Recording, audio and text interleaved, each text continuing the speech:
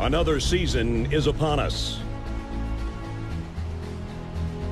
Freshmen arrive wide-eyed with dreams of future glory, while seniors prepare for their last chance at immortality. There are only a handful of these opportunities in a man's life, a handful of chances to distinguish yourself from the rest.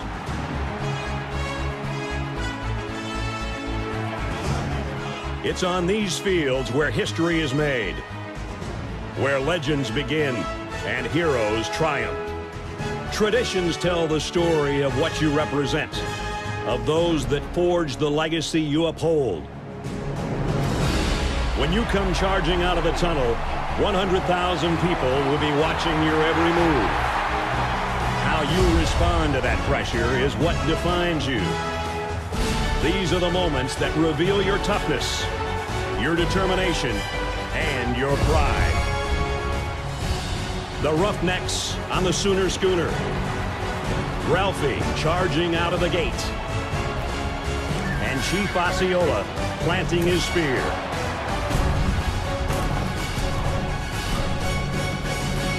The time has come. Your time is now.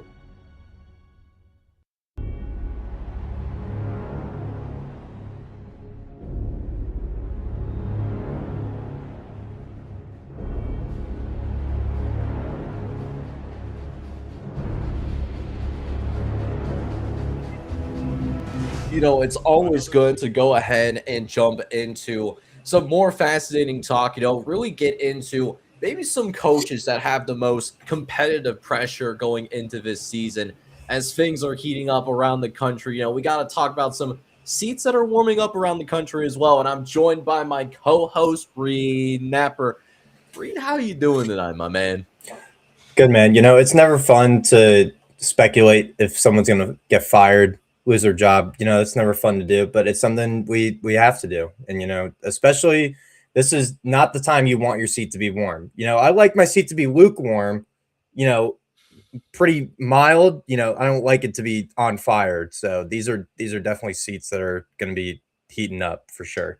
Yeah, I'm like you. I want to make sure that the seat warmer is turned on. I want to feel that my butt is adequately warm. Yes. But that more applies for like the winter time that I want these things to happen. I don't want these things to happen in the summertime.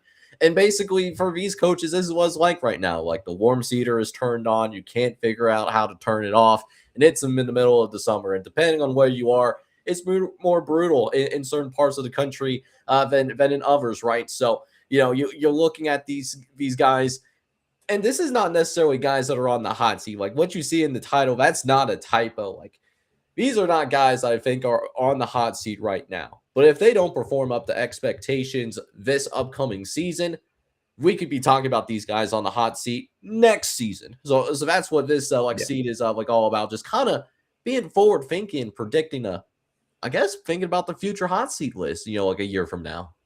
Yeah, I mean, me personally, this is one of the toughest things to speculate because there are a lot of coaches that, are entering like their second or third year, and we already think they could be fired because they just straight up haven't done anything. So it's definitely kind of hard to speculate, but we're going to try our best just based on how these teams have performed so far in the tenure under these coaches and what we think they are going forward. All right. So with that being said, guys, thank you guys so much for tuning in here. We're going to have our handy dandy, everyone's favorite app when it comes to watching college football red zone. We're going to pull up that Adobe Photoshop. We're going to be working away from number 10, and we're going to be working our way up to the top like Drake before he started to fall off, getting all the way up to number 1 in terms of our warm seat list. So, Reed, you excited to tackle this here tonight? Like to see? I'm very curious to hear what's on your mind here tonight in terms of coaches that maybe are dealing with a little bit more competitive pressure than maybe some others around the country. Yeah, I want to preface this. This is nothing personal against these coaches. We just think you need to be doing a better job. Just do better, honestly. Yeah, we just need you to be better. At the end of the day. So, hey, we're gonna go ahead and jump into it. So I'm gonna go ahead and kick things off here at number 10 for me. But before I even jump into number 10, I do want to mention a couple of honorable mentions here for this one. So a couple of honorable mentions for me was Scott Frost over at UCF, as well as Tony Gibson over at Marshall. I think both of those guys, they did some decent work. Like in year number one, Tony Gibson in particular did better than expected. But at the same time, Marshall has some big expectations in terms of maybe being a sleeper in the Sun Belt this year, as well as, like Scott Frost, UCF is expected to make a bowl game this year based on how those UCF fans have been talking over the course of the offseason. So if they both disappoint, I mean, those are guys that could also end up on the hot seat next year. But I think they did pretty solid jobs in year number one, all things considered. So with that being said, those are on my honorable mentions. They did make this top 10. I'm curious if there was anyone that you thought about that was really close to making this top 10 for you, but we're like, I want to go in a different direction. No one that really stands out. My top 10 was pretty clear cut. There were a few in consideration, but nothing that really stood out as like an honorable mention. Like I was really considering putting them on the list. So mine was pretty clear cut at the end of the day. All right. So with that being said, I'm going to go ahead and kick things off here at number 10 of the warm seat list. I went with the Ball State head coach, Mike Yurovich. First year, his Ball State Cardinals went 4-8, so a decent showing up there in Muncie, Indiana. But I look at this Ball State football team, and we talked about them when we were doing our bottom 25 for the G6 earlier this offseason. We had them consensusly in the bottom 10. Reed, you were even lower on them in the bottom 5. And really, I think it's all about having some respectability. There's a lot of talk about what that transfer portal class could do for this Ball State football team, bringing in some power conference transfers, one of the best transfer courses in the MAC. But with where they are right now, I mean, it's really like a prove it, prove that you can be respectable in this conference. So I had Mike Yurovich, the head coach of the Ball State Cardinals, come in at number 10 for me. Okay. I mean, our friends in the Ball State fandom aren't going to really like that much. So you really have to take a shot at them right off the bat. We already got called out for them this week. Well, then they can call us out. Like yet again, they have some more content to like to work off of. If that's how it's felt. But I mean, like they have a really high upside. Don't get me wrong, but yeah, at the same time, prove it. Like prove it on the field. That because a lot of their guys that they brought in haven't proven it on the field. For sure. The first coach on my list is going to be Joe Moorhead of Akron. We're going to stay in the MAC here. I'm going to go with Joe Moorhead, former offensive coordinator at Penn State. He's been the head coach at Akron now for a little bit. Now he's entering his 5th year. Overall record of 13-35. Don't really understand how he is actually still there. So I'm surprised they've retained him up to this point. Defense was not their strong suit last year. Joe Moorhead obviously is going to be the main play caller for Akron. So this is kind of my prove it as well. I mean, if they can find sustainability and try to get back to a bowl game, I think he's safe for at least another year. But I think if they don't make a bowl game once again, they are going to feel the pressure. Joe Moorhead's going to feel the pressure, and I feel like he is going to be firmly on the hot seat by next season. So yeah, and you know what's really fascinating about this like Akron tenure? It does feel like Joe Moorhead has kind of been like climbing up a cliff in terms of getting this Akron program back to respectability, and it's been better the last couple of years. They did finish 5-7 the last 2 years. That also includes some academic stuff like going wrong for them. I mean, they were so bad for them academically that they were bowl eligible because, for lack of a better term, they were being too dumb in the classroom, so which is something that you would rarely see talked about even in today's college football era. Like we hardly talk about academics nowadays. It's all about the NIL. It's all about, who's transferring from where. So the fact that came up because Akron was so low from an APR standpoint, that certainly was a, probably a little bit of an embarrassment that I'm sure that coaching staff did not appreciate at all. I mean, if any team is going under academic surveillance suspension, that's a massive red flag. The fact that that's even a realm of possibility in the year of our Lord 2026 is kind of blasphemy. I'm not gonna lie. Yeah, I hear on that. So I mean, I definitely understand why you went with Akron on this go around, but I do want to point out I think this Akron team has been better over the last couple of years. So Yeah. Yeah. So with that being said, though, like, what I'm very curious just in terms of, who was even higher up for you on this list. Who you had coming in at number 9 in terms of guys that are on the warm seat here tonight. Yeah, I want to preface this, AT. This is nothing personal, buddy. You're a dear friend, a dear co-host, but Jeff Levy, I don't think he's getting the job done down there in Starkville right now. I'm gonna be fully honest. I think Jeff Levy is kind of banking a lot on Zach Arnett as the new defensive coordinator, because defensively is where their struggles are. They're able to put up points. It's just they can't stop a nosebleed defensively. So I feel like a lot of Jeff Levy's momentum right now is solely on the shoulders of Zach Arnett. If they find a capable defense and once again, backdoor their way into a bowl game, I think Jeff Levy, can find sustainability with this job. But I mean, if it all crashes and burns in 2026, then I think he's firmly on the hot seat by next season, because that just proves you can't find a coaching staff to be able to support you. So, yeah, and I know that this Mississippi State staff has been under some this program has been some muddy waters since the Mike Leach passed, and that was that was devastating for that program, and it feels like that they're still trying to recover from that, because ever since Mike Leach did end up passing away, I believe it was during the 2022 season. They haven't been the same since. I mean, 5-7 in 2023.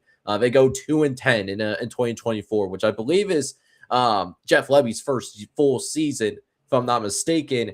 And then they did go to a bowl game, but that was primarily because there were so many teams that declined a bowl that they had to jump into the 5-7s. And so Mississippi State wanted to play. They got to play Wake Forest. They lost that bowl game. So a very rare 5-8 record for them. So, they just haven't been the same since. And, there were some times where there was a few games that they lost that they really should have won. But, at the same time, got to figure out how to win games beyond the month of September for sure.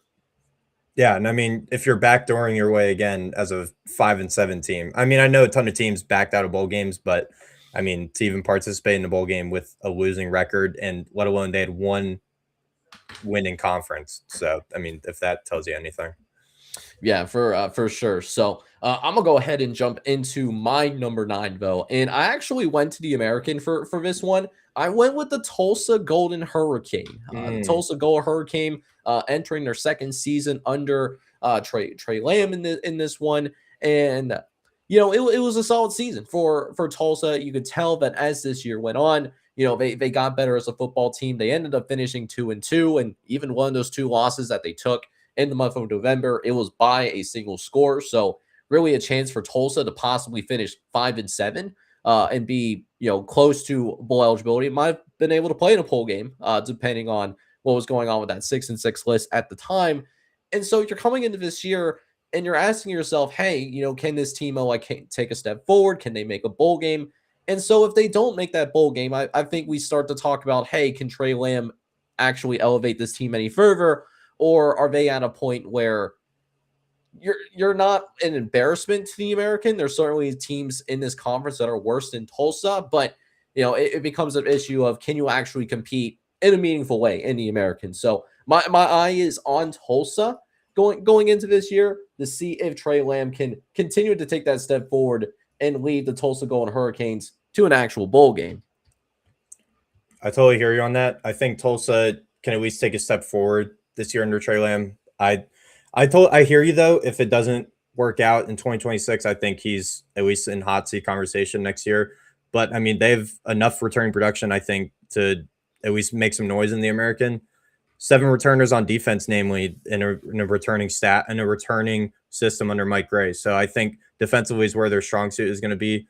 And I'm relatively higher on Tulsa, but I definitely hear you. If it doesn't work out for Trey Lamb this year, could see him on the hot seat conversation next year for sure. Yeah, and I think that Tulsa is going to be more than capable of getting to that bowl game as well for sure. But that is something that I'm definitely watching out for. Again, I think he's fine right now, but if he can't really progress significantly, then it becomes a more difficult conversation this time next year. Given that Tulsa technically does have the resources to compete, but they just haven't done so. Yeah, for sure. All right. So I'm going to go ahead and keep things moving here with my number 8 option.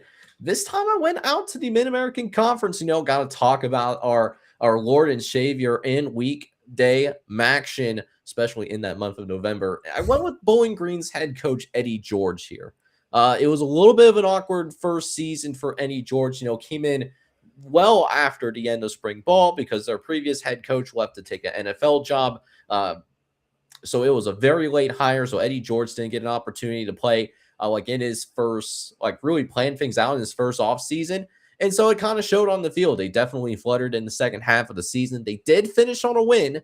So they did cement UMass's 0-12 season. So Bowling Green did help finish them off, so to speak. But now you have a full off season. And so there's not as many excuses this time around. Bowling Green has been a decent program in the MAC. And so the expectation here is, hey, now that you had a full off season and, you're bringing in some promising pieces, we need you to take a step forward here as well. I think Eddie George, I was kind of surprised by the hire in the first place. I feel like it was kind of an out of the box way to go for Bowling Green, but it hasn't, blown the world. It hasn't blown the water, out of the ocean. So I feel like I definitely hear you. Eddie George is definitely, I feel like in that between stage, like it could either go way above expectations or completely crash and burn. Yeah, and to be fair, I really did enjoy the Eddie George hire, given his roots to the state of Ohio, back when he was playing at Ohio State and, I believe won a Heisman Trophy there at Ohio State as well as one of the most decorated players to play in Buckeyes history, which is saying a whole lot. So his name still has a lot of star power within the Buckeye State. So even though they went to the FCS ranks, and it wasn't like he was completely inexperienced as a head coach. He was coaching at Tennessee State before going to coach at Bowling Green. So it wasn't like he was completely inexperienced, but I agree with you, definitely a little bit outside the box. But I still think it's a hire that can work out though. For sure. I personally, for number 8, am going to go out west. I'm going to go to San Jose. Ken Niumatalolo is going to be my number 8. I think Ken Niumatalolo did a pretty solid job at Navy, all things considered. With we've talked about on the show before with Navy and the specific, transfer portal acquisition rules and everything. That was before the acquisition. That was before the transfer portal really got into the full swing it is. So I feel like not having that real experience in the transfer portal is kind of sacrificing his job. You lose a Danny Scudero, Kyrie Scholes, Leland Smith, combined for over 2,700 yards between the three of them at receiver, 15 touchdowns. They are all gone to different programs. You only returned 4 starters overall to the roster that from last season. You have a new defensive coordinator. I'm not even going to try to pronounce his last name, but Bojay, the new defensive coordinator there for Ken Niumatalolo's Spartans. I don't see the vision anymore. I feel like this is definitely a make or break year for Ken Niumatalolo, and I think he's kind of running out of time to right the ship back in the right direction. So I'm gonna put Ken Niumatalolo at my number 8. All right, and you know what? It's really fascinating because I thought about putting Onwuelu on this list as well.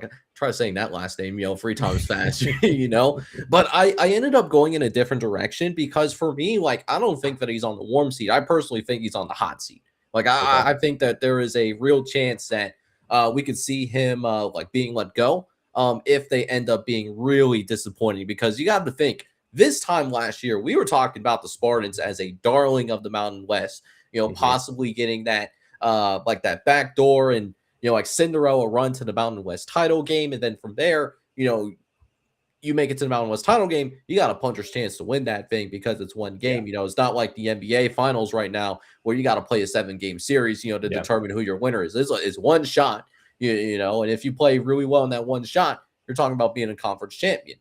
And then literally everything else fell apart after that. So now this time of year, they're playing of 13 games and nearly not as much expectations. And I think a lot it has to deal with the fact that, they were bad last year and then they lost their best players too. So, San Jose for me, I think their head coach is going to genuinely be in the hot seat coming in. and is going to have to be better than expected in order for him to keep his job. Totally hear you on that. And to back that up, I feel like it's kind of surprising with the pieces that they have had in his time there that they haven't reached a conference championship, haven't, reached a level of relative success based on the players that they have had during his time there. Yeah, for sure. So I'm very intrigued by how things are going to go for like the Spartans this year, given that they don't have the same level of offensive firepower that they did last year. So they're going to need that defense to step up for sure, because they can't just rely on their offense to put 30 points, 30 plus in at least the majority of the time. Yeah, for sure. So I am very curious though. Like you got the Spartans at number 8. We got a little bit of everything. Got a little bit of Southeast flavor. We got a little bit of Midwest flavor. Is there a different part of the country that we're going to hit with your number 7, or is there we making a return trip to one of these different parts of the country? Yeah, we're going back to the East Coast. Actually, relatively similar climate down in Florida. Scott Frost at Central Florida. Okay. Now, this is a reunion that I just think made no sense. I mean, you look at his time at Nebraska, he was abysmal, to put it lightly. He was abysmal at Nebraska. You reunite him at Central Florida, where he was very good, brought him to, New Year's Six Bowl. I mean, claim a national championship because they went undefeated. Like, UCF was really good under Scott Frost in his first tenure. Now, in his second tenure, the first year, didn't go to plan. They bring in a ton of portal talent. Alonzo Barnett III, the headliner at quarterback from JMU. He returned 9 starters from the roster last year.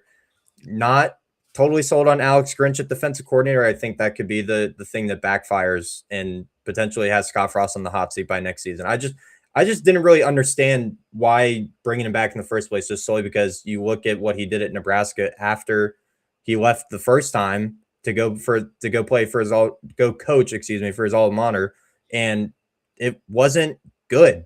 So what makes you think he's going to be able to replicate what he did, 10 years ago now at UCF? It made no sense to me. So I think Scott Frost is definitely in the conversation next year. Yeah, for sure. And I mean, like, I'm right there with you. I mean, we talked about it earlier on this show here tonight that I had Scott Frost as one of my honorable mentions because of a lot of the things that you mentioned. And I mean, like last year, like he was okay, like it wasn't an abysmal first year by any means, but I wouldn't say that it was an inspiring first year either. So, we'll see if UCF can slowly climb themselves out of mediocrity, or if it's going to be more of the same. And if it is more of the same, I'm with you. I mean, we could be talking about Scott Frost on the hot seat this time next year. Yeah, without a doubt. But for me, I actually I did make a relative same spot that you did. I went out to the Southeast, but didn't go to the Sunshine State. I ended up going to one in nearby states. So I went down to Alabama, and this is the South Alabama Jaguars under Major Applewhite. He's entering his first year. And the first year for Major Applewhite, it was an incredible year. I mean, he had South Alabama at least in that conversation to, play in a Sun Belt title game last year, at least had them in the hunt well into the month of November. And then last year happened. And even last year, like even with losing Gio Lopez, I mean, there was some expectations that, hey, you were still going to be a good football team and you're still going to at least, challenge Troy for that Western Division in the Sun Belt. And boy, did it all go wrong. They were one of the worst teams in the Sun Belt outside of a Georgia State and a ULM mentioned. And so you're now entering year number 3 of Major Applewhite. I'm just curious with what kind of South Alabama team that we're going to get. If it's more of the same where you get flashes of good play like every once in a while, but you're having a hard time putting together complete games, then I think Major Applewhite is certainly someone to keep an eye out as well in terms of maybe like having some harder conversations about this time next year. I mean, I think they're at least trying to take the necessary steps. At least Major Applewhite is to try to salvage his job. New offensive coordinator, new defensive coordinator. So they're at least trying to, right the ship a little bit from that aspect. But I mean, if you're clearing house like that, then obviously something is wrong internally. That's always a sign to me. If you're clearing house like that, offensive and defensive coordinator, unless it's a coaching overhaul, which I totally get, but you're retaining the head coach. Something's going on internally. So definitely Major Applewhite is going to be on this list by next season for sure. Yeah, so I mean, I think South Alabama, they might be better from a record perspective than last season, but I mean, again, like I said, going to be more this closer to that first year when they were looking pretty good. Is it going to be close to that second year? And if it's close to that second year, then could be looking at some bigger problems here, right? Mm-hmm. And so, with that being said, that's why I have Major Applewhite coming in at number 7. Number 6, though, I do have an SEC team here, though. I went with South Carolina. I got a little inspiration from the thumbnail, to be honest with you. Here's the thing, like Shane Beamer, like he has an underrated like home field environment. I mean, that is a tough place to play in. Like South Carolina fans and SEC fans will let you know, like, hey, that is a tough place to play at, even if South Carolina may not be very good, which last year they were not very good whatsoever, in spite of having high-end talent. And that's another thing too. You have incredible athletes. You have some incredible high-end players. Lenora Sellers on the offensive side of the ball, as well as a Dylan Stewart on the defensive side of the ball. You have stars on both sides of the ball. And so last year was a disappointment. I mean, this team started off ranked in the top 25, not just from the AP poll, but more importantly, the Redshirt Sports top 25 poll, the official poll of College Football Red Zone, by the way. And so you're coming into a brand new season. You have all this talent amassed. You got to do something with the talent. That's just really what it comes down to. And it's not just like you do it half at a time, like they did in Texas A&M, because we saw the highs there of putting BTA on Texas A&M in the first half. But then you actually got to make sure you finish those games too and just have more consistent stretches of good football. Because there is no reason, I don't care how bad you are. If you're good enough to amass a 30-point lead, you should not be blowing a 30-point lead. This is not the NBA, okay? Where like we see 20 to 30-point leads blown in the NBA all the time. Like we do not see that in college football. More likely what happens is someone gets up by 30, I'm changing the channel, I'm watching another game that's happening that Saturday. So that's the thing with Shane Beer. That's his challenge for this upcoming season. Live up to the level of the talent that's on your roster. I think Jake just took out his rage from the Cavs game the other night, but I digress. I mean, to go in the opposite direction, I think Shane Beamer is firmly on the hot seat now. I mean, again, they're changing offensive coordinators. Kendall Briles is coming in as offensive coordinator. They bring in the most snaps of any offensive line unit from the portal, over 6,000 combined snaps of their transfer portal additions on the offensive line. Lenora Sellers is back, who's actually catching the ball for him. We don't really know yet. I mean, Nitro Tuggle, okay. Jaden Sellers, okay. Nick Harbor, okay. I still think Lenora Sellers is kind of a glorified running back at quarterback, but that's just my opinion. So, I mean, you have Dylan Stewart on the defensive line. He wasn't practicing at the start of spring. He was apparently like holding out for something. So, I mean, there's a bunch of problems going on at South Carolina, letting alone the head coach is on the hot seat, in my opinion. So if they don't salvage 7-5 bowl game, at least appearance, I think Shane Beamer's out. I think South Carolina, again, you preface on it, the environment that they have, the level of talent that they are able to acquire, and you still can't do anything noteworthy with it, is definitely a telltale sign that the time is running out for Shane Beamer. So I think he's already on the hot seat. Yeah, that's completely fair. I hesitate on having him in my hot seat though, because at least 2 years ago, you could look at the South Carolina team and listen, you saw the pieces in place there with some incredibly young players that were contributing to them. They nearly made the college football playoff. And honestly, if it wasn't for a questionable call in the LSU game, they win that LSU game, and we're talking about South Carolina being in the college football playoff a couple of years ago. They were that close. So I didn't want to go that far, but I mean, if you wanted to have him on your hot seat list, I definitely understand that kind of resentment. For sure. My number 6, I'm also going to stay in the SEC, and I want to preface this. I personally love this head coach at his current spot. I just think the fan base is getting to a point that it might boil over, and the school might make a change just solely because the fan base is getting fed up of going 8-4, which used to be pretty solid. Josh Heupel at Tennessee. Ooh, okay. Josh Heupel at Tennessee. And this is going to get some talk on Twitter, mainly because the fan base specifically is leaning towards out on him just solely because 8-4, 9-3 fringe playoff team every year isn't good enough for them. They at least want to make the playoff every year, and that is the level Tennessee should be at, in my opinion. Again, I think Heupel is a very capable coach of getting them there year in and year out. I just think the fan base is going to push the school to a point that they're going to have to pull the trigger if they don't at least are in the playoff conversation once again this year. So I personally think they will be. It's just I think the school can pull the trigger is all I'm saying. But, can Jim Knowles salvage a defense? Can they find a serviceable quarterback? They have McIntyre, they phase on Brandon.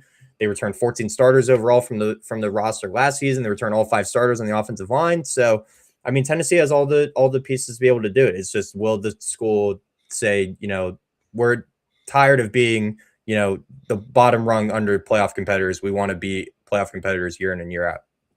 And that's really, it's disappointing that there's that kind of pressure on Josh Heupel, because you have to remember what Tennessee football was looking like prior to Josh Heupel getting there. I mean, this was not a program that was in a very good spot whatsoever, right? I mean, just they were not very relevant at all before Josh Heupel got there, and Josh Heupel got them to a point where, hey, I mean, I know that they're not fully back, so to speak, but I mean, look what Josh Heupel's been there for 5 seasons. He's got 2 double-digit win seasons.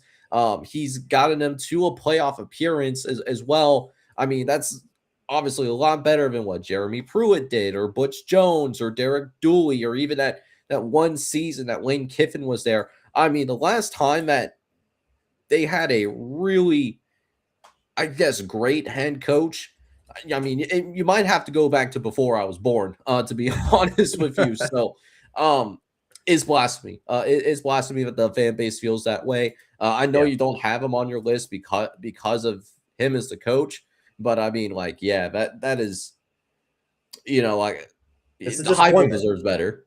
Yeah, totally. I totally agree. I mean, I view Josh Heupel as a top 20 coach in the sport, and the fan base wants him out the door just solely because we can't accept 9-3 every year. Last time I checked, 9-3 in the conference you play in is pretty freaking good. So yeah, and there needs to also be a calibration of expectations as well moving forward. You're adding a 9th conference game, so your schedules is only going to get that much tougher, than what you're already dealing with. And then also just in this era of NIL and in the transfer portal, teams across the board are just not as deep.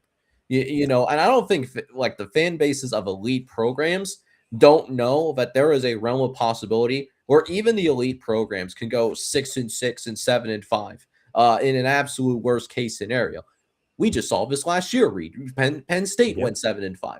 Clemson barely scratched to make it into a bowl game. These are 2 elite programs that are in our sport, right? And Ohio State could do that, could go 7-5 in a worst case scenario. The same could go to Georgia, same could go to Alabama. These types of seasons can happen to anybody. So, if you're going 8-4 and 9-3, especially in the SEC, where, I mean, we talked about it in earlier shows, almost the entire SEC is playing a top 25 caliber schedule. Yeah. From a strength of schedule perspective, that's pretty good. Yeah. Yeah. And you hit it on the nose perfectly with Penn State last year. Penn State was expected to be a playoff team, compete for a national championship. You lose 3 straight games, your coach is fired, you have an interim going the rest of the season, your quarterback gets hurt, you have a backup quarterback going. Those seasons can happen. Yeah. Out of the complete blue. Did anyone have James Franklin on the hot seat going into last season? No, not at all. Not at all. So, I mean, you go on a 3-game stretch like that, everything can change in the blink of an eye. And that's the thing too. Last year, there was a lot of hype about Penn State, winning the national championship with the amount of returning production that they were bringing back, as well as them being literally a couple of plays away from making the national championship game a couple of years ago. And so you saw the return production coming back as well as what they did last year. Like if anybody told you like, hey, Penn State is going to go 7-5 and fire their head coach, like you're going to walk up to them like a pimp named Slickback, and you're going to slap them upside the head because you're thinking that they're trolling you. Yep. So like it just goes to show like that type of season, it goes so that like anyone's capable of having it under the right conditions. Yeah, without a doubt. So I'm gonna get off my my soapbox there because like I could go like back and forth on this for like a good like hour and a half. But I'm gonna go ahead and get into my top 5 though. I'm gonna hit up the Big 12 in this one though. So for me, I have Rich Rodriguez here in my top 5. So solid season for Rich Rodriguez. He poured in a lot of talent. It was, it wasn't a terrible season. We saw some signs of progress in the second half of the season. But there were some expectations there in Morgantown, like, hey, like we need you to be better, straight up and down. You bring in some really good offensive talent, like a Cam Cook, for example. I think he's going to be really fun to watch in Rich Rodriguez offense. Like that is the perfect marriage. If you've watched Rich Rodriguez run an offense over the years, and this is dating back to when he was at Jacksonville State, and if you want to go to like more recent memory here, so that's going to be a great marriage. And so I hear people like I told folks that like, hey, like according to some of these metrics I'm looking at, it's possible you could go 3-9 and 4-8. The West Virginia fans think that's blasphemy. So there's expectations there, like, hey, we need you to take another step, be in that bowl game, and if they end up falling flat and they fall closer to maybe what I'm expecting this season, there could be some hard conversations happening in Morgantown. West Virginia was definitely in consideration for me just solely because, I just put out my preview about them. I think solely because they do have a few pieces that can get West Virginia at least back to a bowl game this season, at least competing for a bowl game. But I think they give him a little bit of slack just solely because of what he did over a decade ago when he was in his first tenure at West Virginia. I think they give him a little more slack just solely because we have seen what Rich Rodriguez is capable of doing at West Virginia. We have seen the heights that he is able to reach. So I think the fan base in the school gives him a little more slack. You just preface it. The fan base has enough high expectations for him. Like, why can't Rich Rodriguez do it again? Yeah, because he's led West Virginia to great heights. He almost had West Virginia back in 2007. Like they nearly went and played in the BCS national championship game, if not for what happened in the rivalry game against Pitt, like back in the Big East days. So like he's led them to incredible heights. It's just a matter of, can he do it again, like in this era? And there's flashes that he could. We saw it in Jacksonville State. Led an incredible transition to the FBS at Jacksonville State. But can he do it in his own stomping ground too? It's going to be fascinating to see. I think 2026 will be a really good test case for that. For sure. I'm going to stay in the Big 12 for my number 5. Going a little more west here. We're going to Kansas. We're going to Lance Leipold. Okay. I personally think Lance Leipold is one of the most mid coaches in the FBS ranks. And I think it was Ari Wasserman before last season. He put out like his top 25 coaches or something, and he had Lance Leipold like in the top 15. And I was just like, what? What? Why? Why? What is nothing against the man personally, but what has Lance Leipold done to really, catapult himself to be a top 15 coach in the sport? I get it's at Kansas, which is a basketball school. Shout out Baker Mayfield. But you're bringing back Andy Kotelnicki, who was the sole reason that brought you to that success mainly. He left for Penn State. Didn't work out. He's now back at Kansas. I feel like that's just a move because Lance Leipold is feeling the pressure internally. He's like, you got to make a move that can get you back to at least bowl contention, at least be around 500. And I feel like that's the move to do it. I feel like internally he's feeling the pressure because of that. So I think that's a make or break hire, bringing back Andy Kotelnicki. So I personally am going to put Lance Leipold at 5. I think this is a definite make or break year for him. And I will say this, because I'm going to come to the defensive landslide pull a little bit. Like, I don't think he's a top 25 head coach, like No. like Ari Redsman. I do think that he's a solid power conference head coach, though. I think that unfortunately for him, like he's had some issues over the last couple of years in terms of dealing with some health problems at the quarterback positions, like Jalen Daniels. I not to be confused with the Jalen Daniels that won the Heisman Trophy and is playing for the Washington Commanders. The other Jalen Daniels that was playing at Kansas, like that Jalen Daniels is pretty good too. Is an incredibly athletic quarterback as well. To go on top of that, the biggest problem for Jalen Daniels and a reason why he went undrafted and might have to like move over to wide receiver or something is that the dude was always hurt, and so it's just hard to win games at the power conference level, especially when you're not in a talent-rich area like Kansas is. I mean, Kansas has to go extremely far out in high school recruiting to get decent players, like out of high school, right? Yeah. Like Kansas is just not known for producing quality football talent. So when you have injuries like that at the most important position on the field, it's just hard to win games. I think Lance Leipold was a kind of a victim of that over the last couple of years. But I mean, at some point, you're moving out of the Jalen Daniels era. Like eventually, like you can't use that excuse anymore. So I'm here, yeah. I can see why you have on that warm seat list, but I do think that he's a little bit better than I guess what he could be given credit for. It's just that he just needs guys to be healthy. Gotta wait and see. Gotta wait and see. It's a beautiful thing. We can talk about it in May. We're going to see the ball spotted on August 29th. 100 days out, by the way. 100 days out. 98 for FCS brothers. I'm jealous of them, but they it's kind of like being able to open up a Christmas present on Christmas Eve. Yep. Before you get to open all the other presents. Like that's what it feels like for seeing the FCS brothers. It's a tease. Yeah. Yeah, it really is. I'm gonna stop there though before we go too deep down the rabbit hole. But top four though, I did go into the American for this one. Zach Kittley was my choice here, the Florida Atlantic head coach.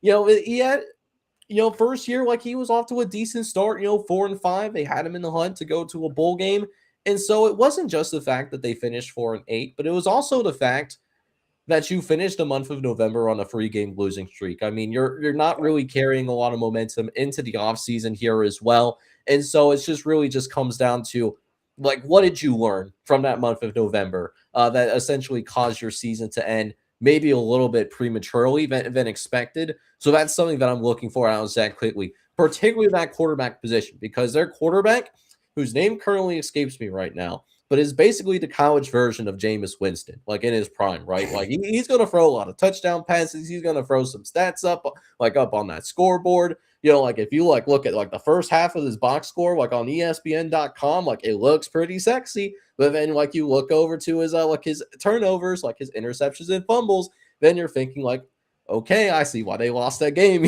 So it's like, what did they learn as a coaching staff in the month of November, and can they develop that quarterback to the point where you're going to go ahead and actually have some meaningful progress in terms of getting, being competitive in the Americans. The American is a tough conference, and you can't have those kinds of mistakes. Caden Veldkamp is the name you're looking for. Yes, thank you. I appreciate that. I was having a complete brain fart there for a split second. Yeah, I didn't want to misspeak. I mean, you were on the right path. You knew exactly what you were talking about, so you still get all the credit. Yeah. Still white chocolate. Jameis Winston. That's a crazy comparison. I haven't said a big holy wow. I haven't said a Big Ten team yet. We're gonna go back out west, and this is a coach that a lot of people think is on the hot seat now. I personally do not think he's on the hot seat now, but it's definitely a make or break year to decide if he is on the hot seat yet. Lincoln Riley at USC. And Lincoln Riley is, I mean, he's been pretty successful, all things considered, at USC. He's 36-17, and he's going into his 5th season. this is a make or break year for him. As I said, he has to be in solid playoff contention this year. I personally think they make the playoff next year, just solely because we've talked about it on the show before. 2 back-to-back really great recruiting classes. He's been able to bring in portal players at a pretty solid clip. JD Mayava returns this year. A lot of this, I think, relies on Gary Patterson as the new defensive coordinator. Another new defensive coordinator under Lincoln Riley's tenure. He had Danton Lynn. He used to go to Penn State. And Danton Lynn basically flipped that defense from being one of the most mediocre and below average defenses you will ever watch to be at least comparable to the offense. And I mean, Gary Patterson hasn't been in college football for a hot second now. So you're relying on a coach that's been out of the game for a little bit, but he's putting a lot of trust into him, obviously. So I think Lincoln Riley is solidly in the playoff conversation this year, but if not, I could see it take a quick turn. And you know what? They're going to have some really tough games on their schedule this year. Like, it's not the toughest schedule, like in the entirety of like a college football by any means. But I mean, Oregon week 4 at home, Washington right after that, at Penn State, Ohio State, at Indiana. Yeah, that took the words right out of my mouth. I mean, you also have to sneak in like a road trip to Wisconsin. I know that Wisconsin like isn't too highly regarded, but you're also talking about making a cross-country road trip in between playing Penn State on the road and then playing Ohio State in your home building. So, I mean, making that cross-country road trip, like in between those two games, I mean, like that's one of those games where, like, on paper, like USC should be a double-digit favorite. But, I mean, at the same time, though, especially, like, that game is happening in late October, early November. I mean, you know, it could be a little bit cooler. You know, that might like be more better suited for the West Coast guy, or the Midwest guy. So I mean, it could get a little spicy. I'm not gonna lie. I mean, they have to travel back to Indiana. They have to travel to Rutgers, their first road game of the season. Like, to go cross country, and then you have to come home a week later and play Oregon. So it's definitely not easy for Lincoln Riley this year. And I think just solely because there are those dynamics in that schedule that they could slip up. They could drop a Wisconsin, like you mentioned. They could, you know, Indiana is going to be a very tough game on the road. At Penn State is never easy, especially that's probably going to be the whiteout. So there's definitely moments that they have to step up and prove, you know, what capabilities that they can reach. Because I personally am pretty high on the Trojans, but definitely if they don't reach that ceiling, Lincoln Riley's on the hot seat next year. Yeah, so I mean, I'm definitely there with you. Not an ideal schedule to do it on, but I mean, 2027 might be the year where, like, you're circling as, no kidding, like USC could be playing for a national championship with what they put together from a high school recruiting standpoint. But, you know, for now, they got to tough things out in 2026. Before I get into my top 3, though, I do want to like address something in the live chat, though. Chadwell better be number 1. This is from the Fried AKC. In parentheses, Jack State memes. Well, you're going to be a tad bit disappointed. I actually did not have Liberty at number 1. But I did, in fact, have him on this list. They did come in for me at number 3. So here's my thing about Liberty, right? First of all, Liberty is one of the more resource-rich programs in the CUSA. Like, it's really a 1A, 1B type situation between Liberty and Western Kentucky. From a organizational standpoint, they're head and shoulders above everybody else in the CUSA. So there is absolutely no way that you should be finishing 4-8, you know, when you are really the quote unquote, from an organizational standpoint, like one of the top dogs in this conference, right? Like, you should be competing for CUSA championships year in and year out if you're at Liberty. And so listen, a couple of years ago, you know, like they went 8-4, like, okay, a little disappointing, but like it happens, you know, they were just coming off an incredible high that was, you know, making it to a New Year's Six bowl, running the table in the regular season. So like, I can let it slide, you know, like being a little disappointment. Last year, though, dog, like, and this is partially me. This is partially me, like, exercising some demons, because Liberty, I stood up for you. I stood up here with a straight face and let you know, hey, I think Liberty's going to run the table and you're going to make it to the college football playoff. And by golly, you did me dirty. Okay. So Reed said that like part of it, like this list is not personal. Part of it is personal, because y'all embarrassed me. Plus you also finished on a 4-game losing streak, which is not ideal either. So I got Liberty at number 3. Also, Jamie Chadwell has his team going in the opposite direction the last 3 years. So I guess I should point that out too.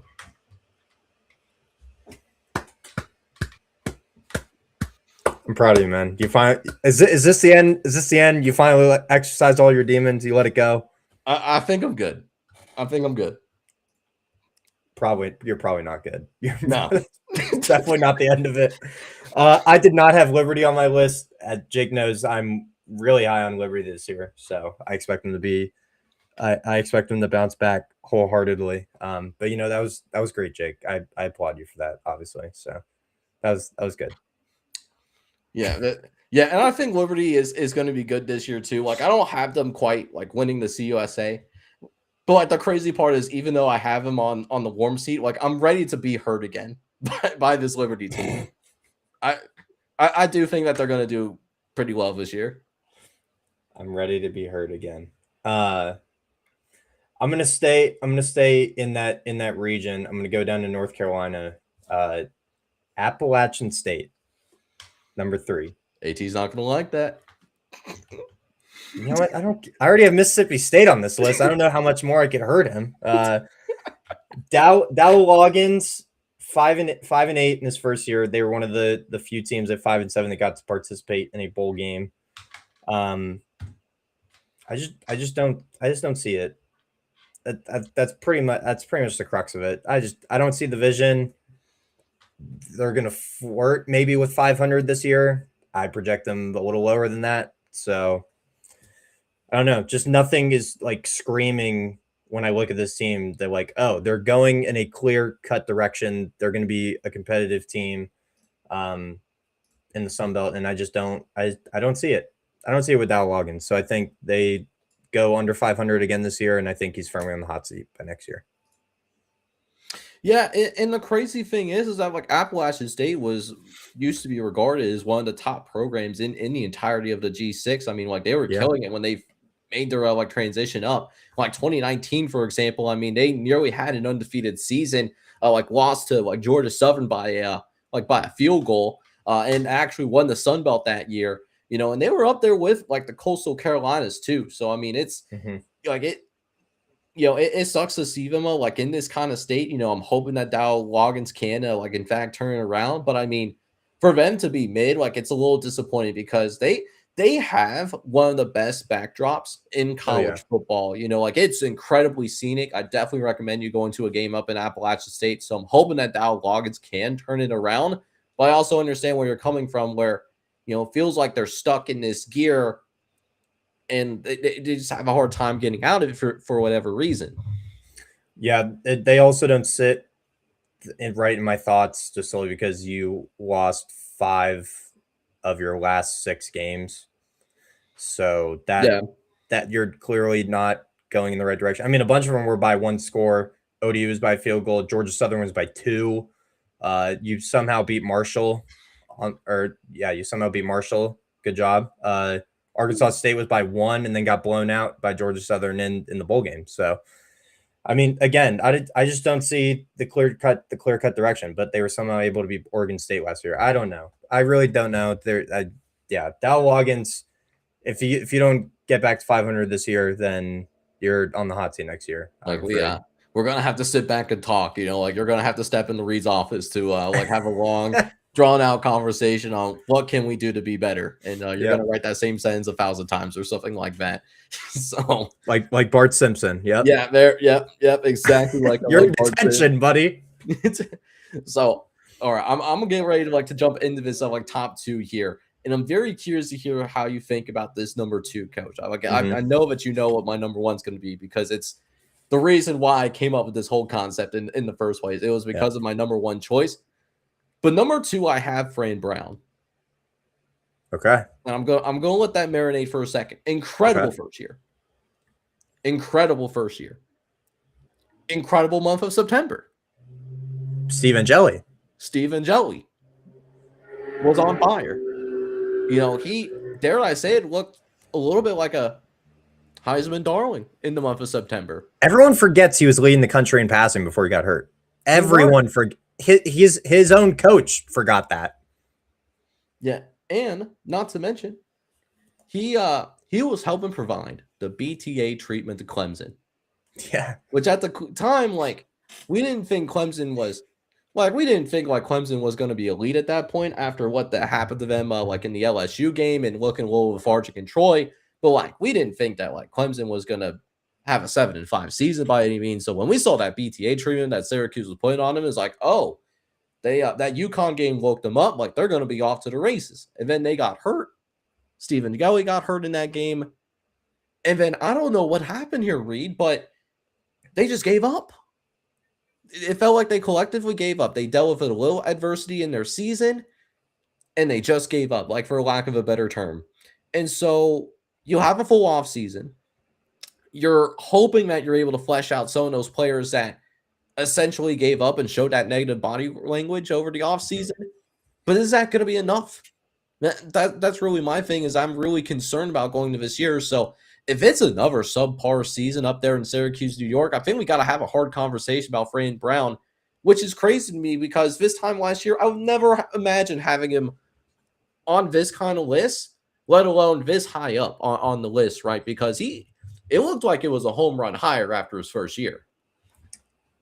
You know they're going in a bad direction when you have to sign a rapper to your roster. He's on your roster for about 5 seconds, and then he's no longer on your roster because you knew that was just you're chasing clout, basically, as the youngins say nowadays. Well, they need a stand-in for Calvin Russell. I guess. I guess. I mean, I really don't have much to add. You hit every point. I mean, Fran Brown might. Is he on Fraud Watch? Is he on Fraud Watch? Oh, this is good. I don't know. We'll find out. I truly think he is. If you don't start, I mean, he literally said last week that they are having a legitimate quarterback battle. If you do not start Stephen Jelly Fran Brown, you're going to lose your job.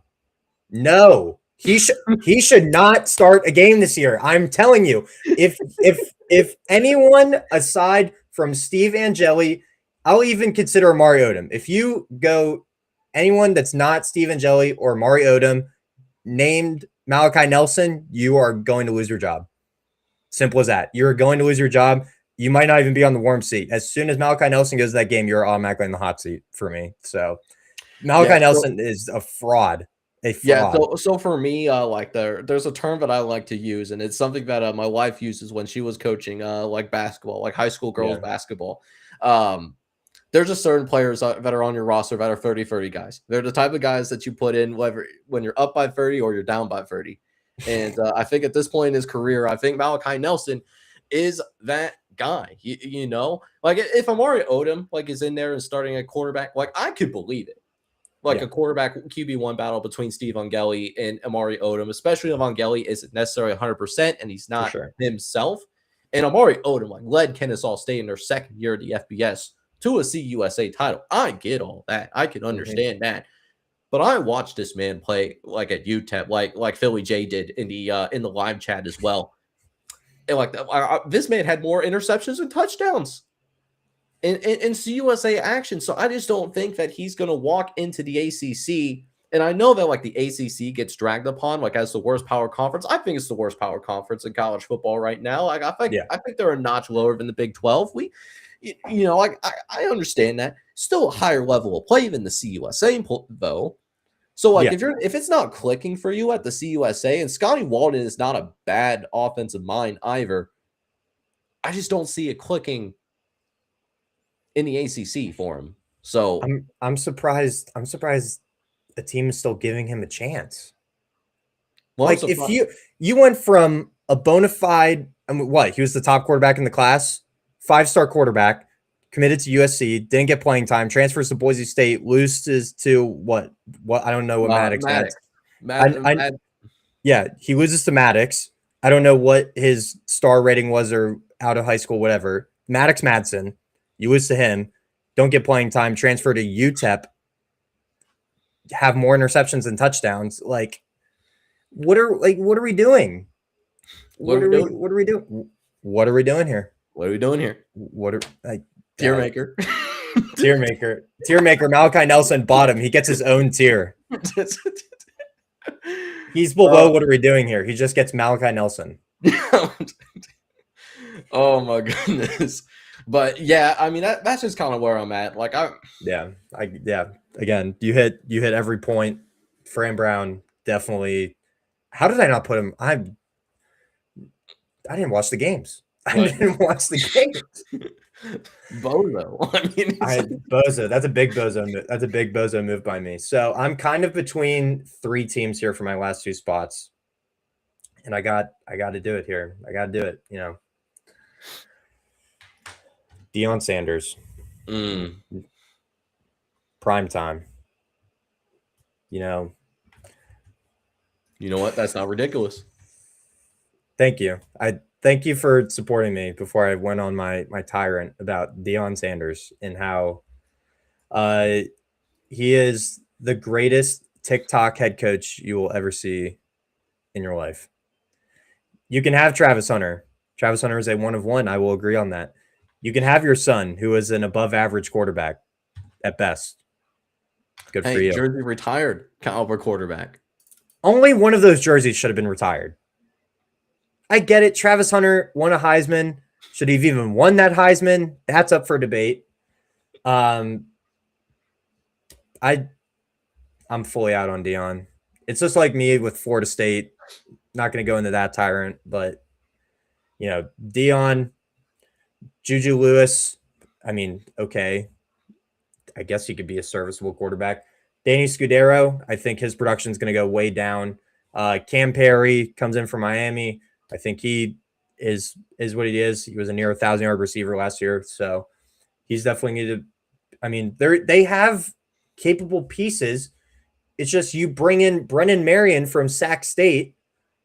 Okay, that's not a move that. That's not hold on now. Go. No, that's not a coaching hire that moves me per se. At a level of Sac State, he's just gonna go replicate that in the Big 12. Chris Marvitt, defensive coordinator, that's not a coaching hire that moves me. You returned 4 starters from last year, 1 starter on the offensive line, over 5,000 snaps on the offensive line coming through the portal. Like, this is similar to Florida State and other teams that have just gone mass portal edition and just pray that it works. This is essentially what Deion is banking on, let alone, this was my last thought about Deion, his health problems. Like, we have to fully take that into consideration. He might just want to step away from coaching altogether because of his health problems. Yeah. And I'm not trying to knock him for that. Like, he can't control that. So I think he might just even want to step away if it doesn't, obviously go the way that it should. Yeah, and you know what? Like, I didn't have Colorado on this list because I don't see Deion being on the warm seat. Like, I see him being on the hot seat, to be honest with you. I think, like, he's done a good job of bringing some energy into the program initially, but you could tell by the spring games over the last few years that, like, energy is starting to decline. And, like, you have, like, a Juju Lewis, which I'm glad that he didn't really see the field until the last couple of games because, and I said this last year, and the Colorado fans crucified me for it. I think that whoever was going to be playing at quarterback, I think it's going to suffer through a subpar supporting class. Yep. And they are going to struggle through the 2025 season. And the Colorado fans did not believe me. They ridiculed me when I mentioned that in their replies. And what did that ended up happening? What, they were like 2-10, 3-9? Yep. Like something like that. So it was like, what? So I think that the roster is improved, but I'm with you. Like, I just don't know if Prime is cut out to coach at the power conference level. I think it started off great, and I think when he had a Heisman Trophy winner and he had an NFL caliber quarterback on offense, like it turned out really well. But I mean, how often are we going to have an NFL caliber quarterback?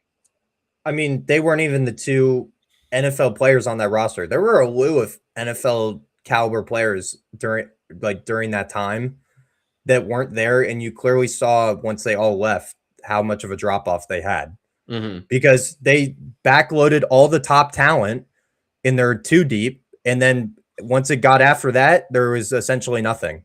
Yeah. So I mean, and you're going to see it once again. I mean, just off the top of my head, Jordan Seaton was a top tackle for them last season, top tackle in all of college football. He's no longer there. I mean, obviously, their offensive line is going to take a hit. They only return 1 starter. So again, they're fully relying on a mass portal influx, and I just don't think it works. I don't think it works. I don't think that model in college football is so rare nowadays. Like, you're not going to be able to be a Signetti with Indiana, implement all your players from your previous school, and it just clicks like that. Like, people don't realize how hard and rare nowadays that's going to be. Yeah, and I'm glad that you mentioned that because I know that there's some talk about like who could be the next Indiana. I don't know if there ever is going to be the next Indiana. Like what we I saw, hate that. Saw there is so incredibly rare. Like I don't know if it's something that will ever happen. Now we can see people maybe get kind of close and maybe have some like pretty good turnarounds, like win 5 or 6 games more than the previous season, like for a particular team. But going from basically being the laughingstock of college football to winning a national championship in 2 years, I mean, that's stuff that you would do like in an EA college football video game. And and you're not even playing on Heisman, you're playing on a lower difficulty because you're getting used to the game or something like that. You're playing on freshmen with all the sliders down. Yeah, like it's basically like 100s across the board for you, and like it's zeros across the board for the CPU. Yeah, exactly. So, I mean, and to that point, Drew Messmaker for Oklahoma State literally said the other day, he quoted that they're trying to be the next Indiana with bringing in over 80 players to Oklahoma State. Indiana is here. Oklahoma State is like below my waist, like in the floor. Like, I completely understand wanting to have that mindset. Like, you want to have a complete 180 flip from what that team was last year to now the influx of North Texas talent. That's not going to happen. I could see him being a lot better, but you're not going to reach a level of Indiana and be competing for a playoff and a national championship. I'm sorry. Yeah, like Oklahoma State, like they're obviously going to be better than 1-11. 1-11. Yes. 11-1 though, that might be a little rich. I'm not going to lie, but I'm going to go ahead and jump into this number 1. And you know what? I wanted to give a special shout out to this number 1 because thinking about this coach the other day gave me the birth of this concept as a whole. Because like he's the perfect example of this kind of list. Yeah. So it's Barry Odom at Purdue. I think we all agree that what happened in his first year is not his fault. This team was cheeks. Okay. And he had to portal in players just to have a roster, our conference caliber players on his team. Like the last coaching staff left a bare bones football team in place in West Lafayette, Indiana. So no one is blaming Barry Odom for going 1-11 last year. Not a single soul. This year, though, you got to show a little progress, though. Right? Understand Purdue is going to have the toughest schedule in the Big Ten. Because, I mean, like, even their non-conference schedule, they have the toughest non-conference schedule, at least according to my internal metrics, which is from me, myself, and I. So I went to me, myself, and I in the stats department and let me know, like, hey, what does this non-conference schedule look like? They got Indiana State. Like, okay, it's going to be a layup win. You get Wake Forest. So a solid football team under Jake Dickert, power conference team. For me, it's going to be a borderline top 50 football team. That's going to be a good matchup for Purdue. Good measuring stick game to see where you're at. You also have Notre Dame at home. Okay? They got Notre Dame at home. And then you get into conference play. Who's Purdue's rival? Who's their main rival? Who's yours? Yeah, so you have them on the road. You go to their stadium. Defending national champion. You also got Kinnick Stadium on the road. You got Penn State on the road. So, I mean, this is a tough schedule, but frankly, it doesn't matter. You got to do better than 1-11 here. Like, I think if you're not coming out of this, if we are at the end of this season, and I'm not even expecting them to go to a bowl game, to be honest with you, okay? If they make it to a bowl game, house money. House money. Yep. But they got to win at least 4 games to feel like that there's meaningful progress here. If you're coming out on the other side of this and they go 2-10 or 3-9, I mean, that's not significant progress. So if we get to that point, like in year number 2, where it's like, okay, Barry Odom now is going to be 4-20 or 3-19 in 2 years. I mean, like, I know that this is going to be a reclamation job, but I don't know how patient folks are going to be up there, even though it is a basketball school. You got to show pulse. Exactly. Show pulse. You can't lose 6 games by double digits again. Can't do that. Jake, I don't even think they make it to a bowl game this year. I think I agree with you on that. I don't think they brought in any notable transfers that are really gonna, flip it from being 2-10 to a bowl team. I don't see it.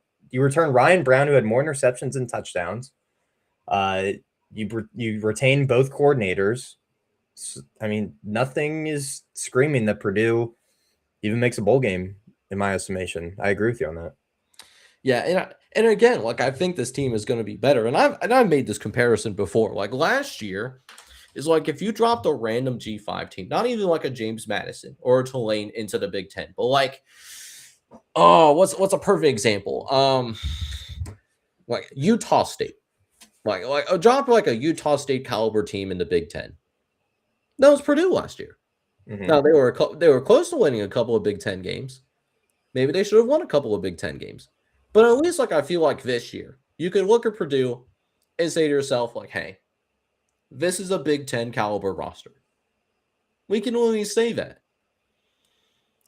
But I still have them as a long way to go. And they're one of those teams where the vast majority of teams out there in college football, even at the bottom, there is a realistic scenario for them to go to a bowl game. Purdue is just not one of them.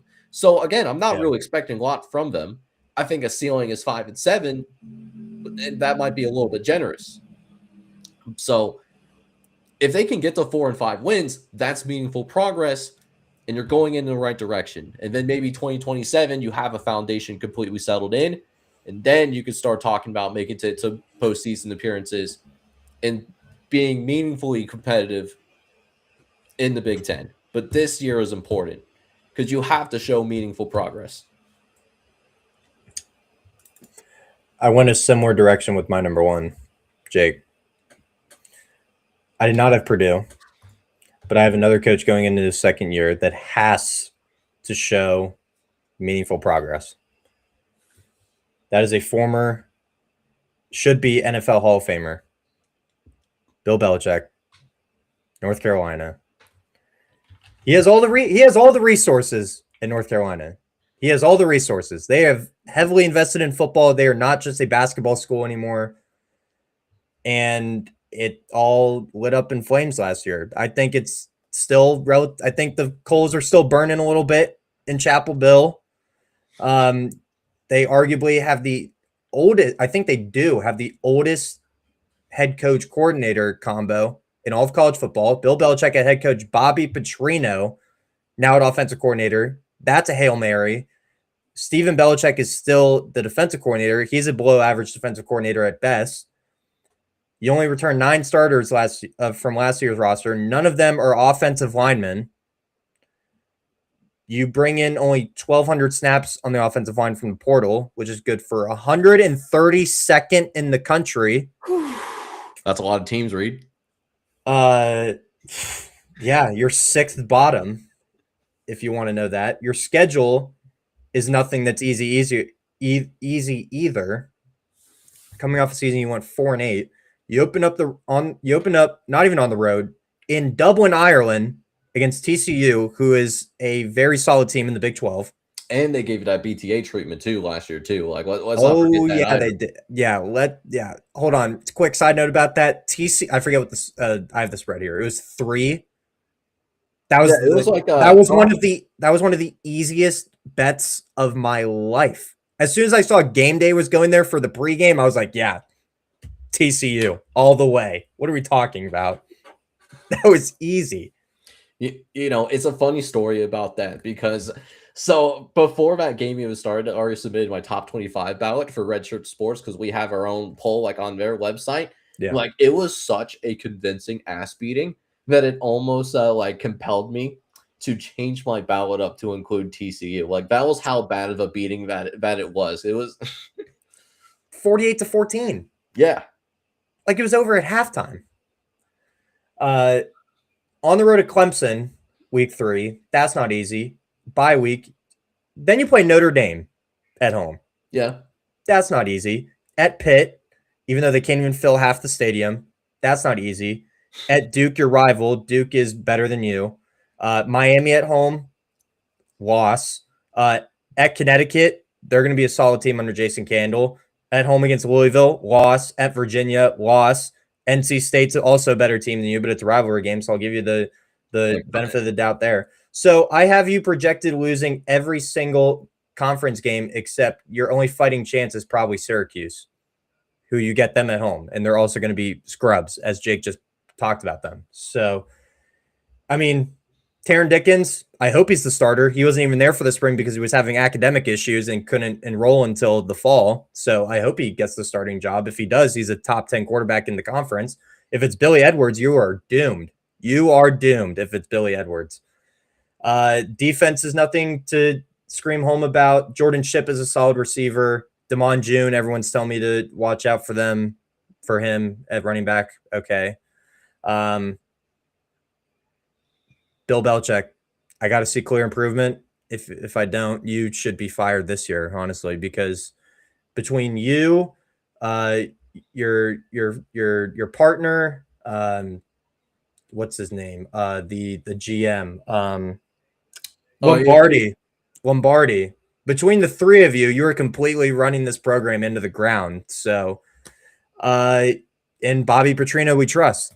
He's really the only savior. And Taron Dickens. Shout out Philly J for shouting out Taron Dickens. So,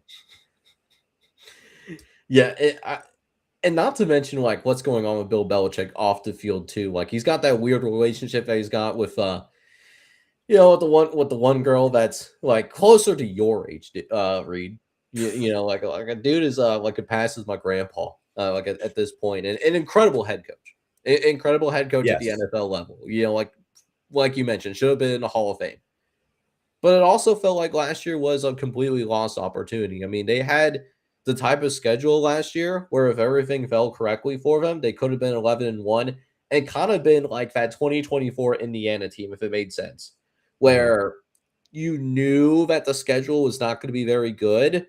But I mean, because they did so well in the regular season, like that 11-1 mark, it's like, yeah, we got to have that team like in the college football playoff because you're not going to believe this, Reed. It's hard to win games in the regular season. Really? No way. Yeah. Well, that seems to be a common theme in other circles of different topics. It's actually hard to win in the regular season. We should we should actually reward teams that win in the regular season. Imagine that.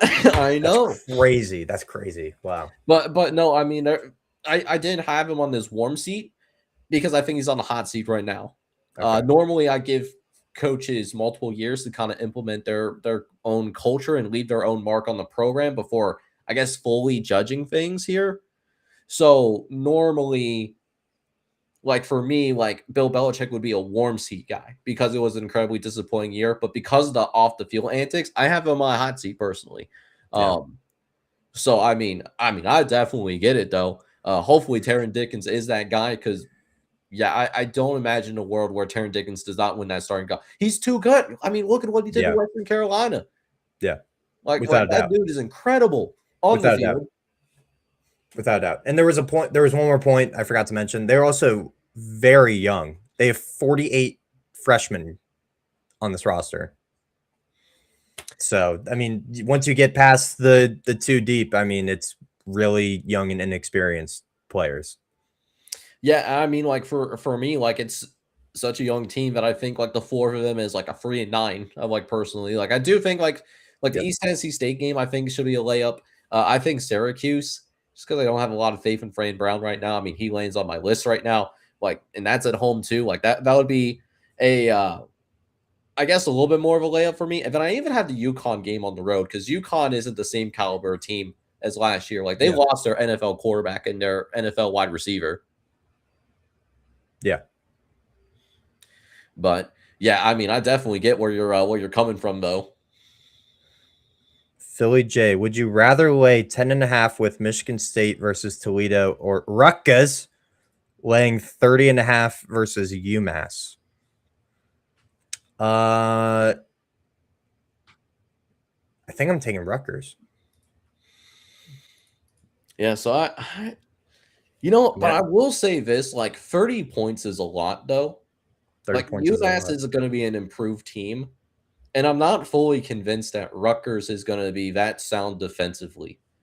So I mean, like you kind of need two things to happen. Like you need Rutgers to be that same level of offense as they were last year, and you need them to at least be decent defensively. Mm-hmm. Like, do we really have that much confidence in the Rutgers defense? I don't know. So I might lean towards. I think I would rather have Michigan State minus 10.5 versus like Rutgers 30.5, if that makes sense. Because Toledo is at least breaking in a brand new head coach. Michigan State is too, but they're going to be at home, and Pat Fitzgerald has done it before in the Big Ten. Yeah. Like Mike Jacobs, and I think he's going to do a good job at Toledo. I really like him. Heard really good things about him from the Toledo fan base too. He just hasn't shown it at the FBS level, period. Yeah, that's true.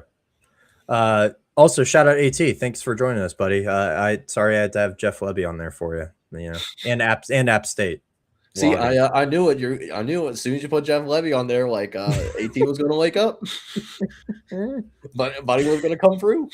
He was going to wake up. You know, I mean, he has to deal with his daughter. So I get it. Yeah, for sure, man. So like, hopefully, like both y'all are doing good. But hey, with that being said, we're gonna get ready to like sign off here for tonight. Like I saw some really good questions in the chat. So Memorial Day, when we have our 8 o'clock live stream, we're gonna have ourselves a little bit of a mailbag. So be on the lookout, whether you're watching on YouTube or if you're watching on Twitter, for that mailbag tweet to come out, and that's gonna be your indicator of like, hey, send some questions in, and we're gonna answer them on the show here on Monday.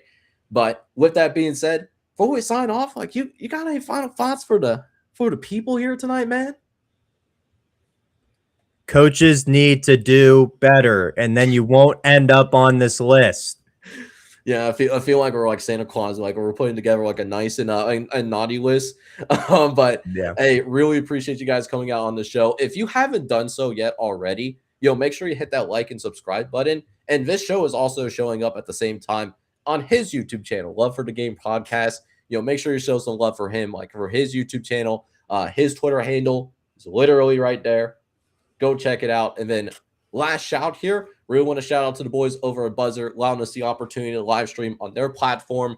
If you're looking for a sports-driven social media platform without the AI slop, definitely give Buzzer a look. And if I remember, like I'll make sure to like have them linked like in the description below or like in the comment section or something, because I know that we don't have the greatest memory when it comes to that.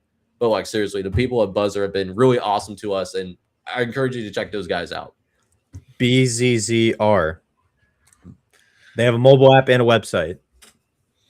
Yeah. So hey, with that being said, we're gonna go ahead and sign off. But hopefully you guys are out there having a good one and having a good night. Take care, everybody.